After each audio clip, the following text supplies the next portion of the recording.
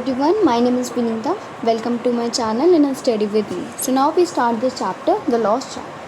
इसमें एक बच्चा है जो फेयर में आता है, मेले में आता है अपने पेरेंट्स के साथ, और वो बहुत ज़्यादा खुश होता है, एक्साइटेड होता है क्योंकि उसको स्वीट्स चाहिए होते हैं, टॉयज़ चाहिए होते हैं जो वहाँ पर डिस्प्लेड हैं, जो रखे गए हैं।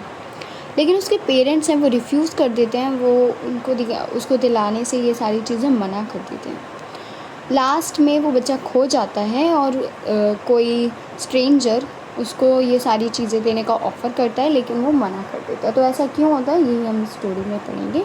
So let's get started. It was the festival of spring. ये स्प्रिंग का सीज़न था, ये बसंत का मौसम था। सर्दियाँ ख़त्म हो चुकी थी, थोड़ी थोड़ी ठंड बाकी थी बस।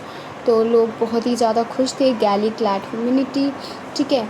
और वो अपने घरों से बाहर निकल कर आ रहे थे, कुछ लोग पैदल आ रहे थे, कुछ हॉर्सेस पर रोड करके आ रहे थे, कुछ बैम्बू पर, बुलक कार्ट्स पर, ऐसी डिफरेंट ट्रांसपोर्टेशन से आ रहे थे। एक छोटा बच्चा अपने पेरेंट्स के साथ था, उसकी ब्रीमिंग ओवर यानी कि वो बहुत ही ज़्यादा एक्साइटेड था, लॉटर यानी कि बहुत ज़्यादा खुश था वहाँ पर जाने के लिए, फेयर में जाने के लिए। लास्ट में तो शॉप्स पे बहुत सारी चीज़ें, बहुत सारे टॉयज़ थे, वो उससे बहुत ज़्यादा अट्रैक्ट हो रहा था, फैसिनेटेड हो रहा था। उसके तभी उसके पेरेंट्स बुलाते हैं, बच्चा इधर आओ, कम चाइल्ड कम, कॉल्ड हिज पेरेंट्स, क्योंकि वो बार बार उनसे पीछे रहा जा रहा था, बिकॉज़ वो कुछ ना कुछ चीज़ों से अट्रैक्ट हुआ जा रहा था। तो वो बहुत ज़्यादा लिंगरिंग कर रहा था। लिंगरिंग मीन्स वो बहुत ज़्यादा खुश हो रहा था और उसका पूरा ध्यान टॉयज़ में ही था, ठीक है। उसकी आईज़ में सिर्फ़ और सिर्फ टॉयज़ ही दिख रहे थे और उसका हार्ट बहुत ही ज़्यादा टिप्ड हो रहा था। I want that toy, he played it. उसने बोला अपने पेरेंट्स से, अपने फादर से कि मुझे ये टॉय चाहिए। His parent looked at him red eye. उसके फादर ने उसको गुस्से से देखा कि नहीं, तुम नहीं दे सकते, हमारी फैमिली में ऐसा कुछ नहीं दिखता। उसकी मदर थोड़ी सी मेल्ट हो गई, उनको थोड़ा सा दुख हुआ, ठीक है। तो उन्होंने उस बच्चे को बोला कि इधर आओ, और उन्होंने फिर उसका ध्यान भटकाने की कोशिश करी और दिखाया कि देखो ये मेल्टिंग गोल्स हैं, वो ग्रुप ऑफ ड्रैगन फ्लाइज पर bursting about on their gaudy purple wings. तो ये देखो कितनी सारी ड्रैगन फ्लाइज जा रही हैं, इधर देखो ये बटरफ्लाइज हैं, sweetness of the from the flowers, ये बटरफ्लाइट स्वीटनेस ले रही है, मीठापन ले रही है फ्लावर्स में से। तो जो चाइल्ड था वो फॉलो करने लग गया गेज़ में, यानी कि झाड़ियों में, ठीक है। वो भागने लग गया और वो विंग्स पकड़ने लग गया बटरफ्लाइज वगैरह को, तो वो उनको फॉलो करने लग गया। तो उसकी मदर कहती है कि इधर आओ और फुटपाथ पे जल्दी आओ।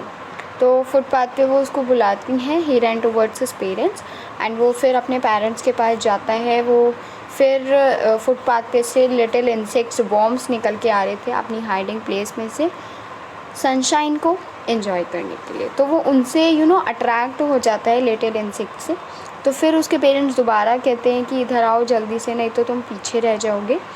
फिर उसका वो देखता है a shower of young flowers falls upon the child as he enter the grove. जैसे ही वो ग्रोव में एंटर करता है तो बहुत सारे फ्लावर्स उसके ऊपर गिरने लग जाते हैं, शावर लाइक, ठीक है। He heard the Qing of the doves and runs towards his parents. वो डव की आवाज़ सुनता है, डव यानी कि एक बर्ड लाइक डव, ओके। और फिर वो अपने पेरेंट्स के पास जल्दी से जाता है, ठीक है। वो बोलते हैं ओ द डव, ये तो डव है। फिर वो दोबारा से उसका बुलाती हैं, कम चाइल्ड कम, जे तो call to the child who had now gone running in wild capers down the banyan tree and gathering him up. तो वो जल्दी से अपने पेरेंट्स के पास जाता है। तो आपने अभी तक देखा कि वो पहले फुटपाथ पे जा रहा है, कभी मस्टर्ड फील्ड पे जा रहा है, तो वो बार बार अपने पेरेंट्स से बार बार पीछे रह जाता है, जिससे वो अपने पेरेंट्स से बार बार मिल नहीं पाता, और लेकिन बार बार उसके पेरेंट्स उसको बुला देते हैं। As they neared the village, the child could see many others footpaths full of throngs converging to the whirlpool of the field. जब वो गांव के पास आ जाता है तो चाइल्ड बहुत सारी चीज़ें देखता है, बहुत सारे फुटपाथ्स, और वो फिर कंफ्यूज हो जाता है कि मैं फैस्किनेट हो जाता है उन सारी चीज़ों से। तो वो देखता है एक स्वीट मीट सेलर, वो gulab jamun, rasgulla, barfi, jalebi at the corner of the entrance in crown T shirt round his counter at the foot of an architecture of many colored sweets। तो वो देखता है उस शॉप में ना आर्किटेक्चर यानी कि लाइन बाय लाइन इस तरीके से स्वीट्स जो हैं डेकोरेट हैं उसकी शॉप पर, और वो देखता है उसको बहुत ज़्यादा अच्छी लगती हैं। बहुत सारी स्वीट्स सिल्वर से गोल्ड से डेकोरेट होती हैं। चाइल्ड अपनी आइज़ को ओपन करता है, अपने उसका जो उसके मुंह में पानी आने लग जाता है बर्फ़ी को देखकर, बिकॉज़ उसकी जो बर्फ़ी थी वो उसकी फेवरेट थी स्वीट, वो बर्फ़ी उसकी फेवरेट स्वीट थी, ठीक है। और लेकिन वो सोचता है कि मैं अपने पेरेंट्स से कहूँ ये लेने के लिए, बिकॉज़ उसकी फ़ेवरेट थी तो उसका काफ़ी मन था, लेकिन फिर वो रहने देता है क्योंकि उसको पता था अगर मैं अपने पेरेंट्स से कहूँगा तो वो बोलेंगे कि यू आर सो ग्रीडी, तुम बहुत लालची हो, और इसीलिए वो अपना आंसर पूछे बिना बगैर ही मूव करने लग जाता है, अपने पेरेंट्स के साथ वापस उसको छोड़ के चला जाता है। A flower seller hawked a garland of gulmohar, a garland of gulmohar. तो वो गुलमोहर गुलमोहर करके एक फ्लावर सेलर आता है और फिर वो अपने गुलमोहर्स को बेचने के लिए जाता है। The child seems interestable, he went towards the basket where the flowers lay heaped and half crumbled.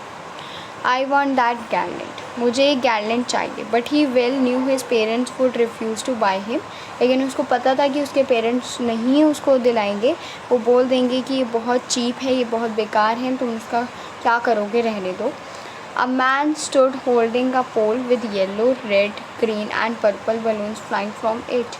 फिर वो एक आदमी को देखता है जिसके पोल पर, ठीक है, बहुत डिफरेंट टाइप्स ऑफ कलर्स के बलून्स फ्लाई कर रहे थे। उस चाइल्ड को भी उसको लेने का मन करने लग जाता है बिकॉज़ वो बहुत ज़्यादा ब्यूटीफुल लग रहे होते हैं। But he well knew his parents would never buy him the balloons because they would say he was too old to play with such toys. वो बोल देंगे कि अब तुम बहुत बड़े हो गए हो और इन सारी चीज़ों से खेलने की तुम्हारी उम्र नहीं है, इसलिए वो अपने आंसर को पूछे बगैर ही वहाँ से चला जाता है। A snake charmer stood playing a flute to a snake which coiled itself in a basket. तो एक स्नेक चार्मर दिखता है जो कि फ्लूट से यानी कि अपने सांप से प्ले कर रहा होता है, ठीक है, स्नेक से, और वो उसकी नेक पर बेंड होकर बैठ जाता है स्नेक, एंड वो म्यूज़िक प्ले कर रहा होता है और invisible air like the gentle rippling of an invisible waterfall. तो वो बहुत अट्रैक्ट हो जाता है स्नेक चार्मर से उसकी ये प्लेइंग देखते वक्त। But knowing his parents had forbidden him to hear such coarse music as the snake charmer played as he had proceed further। लेकिन वो सोच लेता है कि नहीं, मैं नहीं देख सकता, अगर मैं देखूँगा तो मेरे पेरेंट्स कहेंगे कि ये एक चीप म्यूज़िक है, ये गलत म्यूज़िक है, तो मुझे ये नहीं देखना चाहिए, अच्छे म्यूज़िक देखने चाहिए। वो वहाँ से भी मूव कर लेता है कि उसके पेरेंट्स तो दिलाने वाले नहीं हैं, इसलिए वो वहाँ से भी चला जाता है। आगे वो देखता है राउंड अबाउट एक झूला होता है, ठीक है, तो वो वहाँ जाता है और वहाँ पे मैंस को, वुमेंस को, चिल्ड्रेन को वो वहाँ पर बिल्डिंग मोशन पे यानी कि बहुत ज़्यादा लॉटर कर रहे थे, बहुत ज़्यादा इंजॉय कर रहे थे वहाँ पर। The child watch them intently and then he made a bold request. वो अपने फादर मदर से अब तो रिक्वेस्ट कर ही लेता, I want to go on the roundabout please father and mother.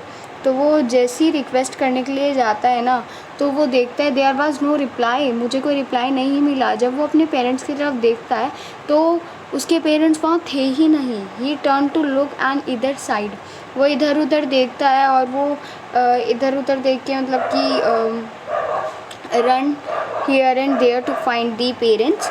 Okay, a full deep cry rose within his dry thought and sudden jerk of his body। वो बहुत ज़्यादा घबरा जाता है और क्राई करने लग जाता है कि mother father, tears roll down from his eyes.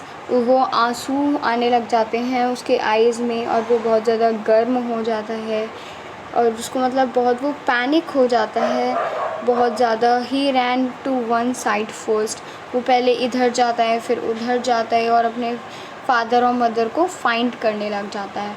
He wailed his yellow turban came untied and his clothes become modern. Having run to and fro in a rage of running for a while, he stood deafened, his cries suppressed into sobs। तो वो जब इधर उधर भाग रहा होता है कि मुझे अपने पेरेंट्स को चाहिए, मेरे पेरेंट्स कहाँ चले गए। तो at little distance on the green grass he could see, तो वो देखता है एक आइज़ को, एक मैन और वुमेन जा रहे होते हैं बातें करते हुए। Try to look intently among the patches of bright yellow clothes but there was no sign of his father and mother among this people. लेकिन उसमें कोई भी लग नहीं रहा था कि इन पीपल्स में कि मेरे फादर मदर जैसे हैं। सब इतने ज़्यादा डेंजरस लग रहे थे कि अभी वो उसको मार के भगा देंगे, इस तरीके से बहुत सारे लोग उसको डेंजरस लग रहे थे बिकॉज़ वो अपने फादर और मदर को ही चाहता था।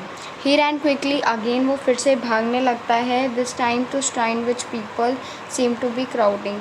इस बार तो वहाँ पहुँच जाता है जब वहाँ पर बहुत सारे लोग होते हैं, बहुत ज़्यादा क्राउडनेस होती है, बहुत ज़्यादा भीड़ होती है। Every little inch of space, हर एक जगह, हर एक स्पेस पे वो वहाँ पर अपने फादर एंड मदर को, अपने पेरेंट्स को फाइंड करने लगता है, लेकिन वो उसको नहीं मिलते। लिंगरिंग फादर मदर, वो फिर से ऐसे चिल्लाने लग जाता है। Near the entrance to the temple, जब वो टेम्पल के एंट्रेंस पर पहुँचता है, टेम्पल आ जाता है, मंदिर आ जाता है, तो उसके एंट्रेंस पर पहुँचता है तो वो देखता है यहाँ तो बहुत ज़्यादा भीड़ है और वो वहाँ जाता है। Heavy man with flashing and murderous eyes and hefty shoulders, तो एक आदमी था जो कि उसके मर्डरस आइज़ थी, यानी कि खूनी आइज़ थी, मर्डरस, ठीक है। और वो बहुत ही ज़्यादा डेंजरस और काफ़ी ज़्यादा राक्षस टाइप का उसको लग रहा था। He might have been tramped under foot, और वो उसके पैरों तक भी नहीं आ पा रहा था, इतना ज़्यादा डेंजरस और बड़ा लग रहा था वो आदमी। A man in the circuit crowd heard his cry and stooping with great difficulty lift him up his arm। तो उस आदमी ने मुझे चाइल्ड को गोदी में उठा लिया, अपने आर्म्स में लिफ्ट कर लिया। How did you get here child, तुम यहाँ पर कैसे पहुँचे, तुम किसके बच्चे हो। The man ask as he stayed clear of the mess, तो वो मैन अपने उससे पूछता है कि तुम किसके बेबी हो, तुम यहाँ पर कैसे पहुँचे।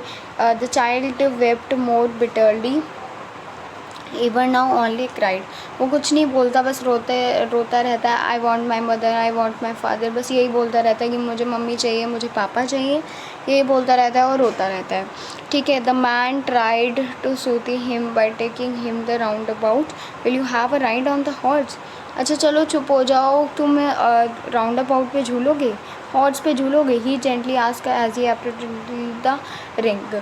The child throat tore in a thousand shrill sobs and he only shouted I want my mother, I want my father.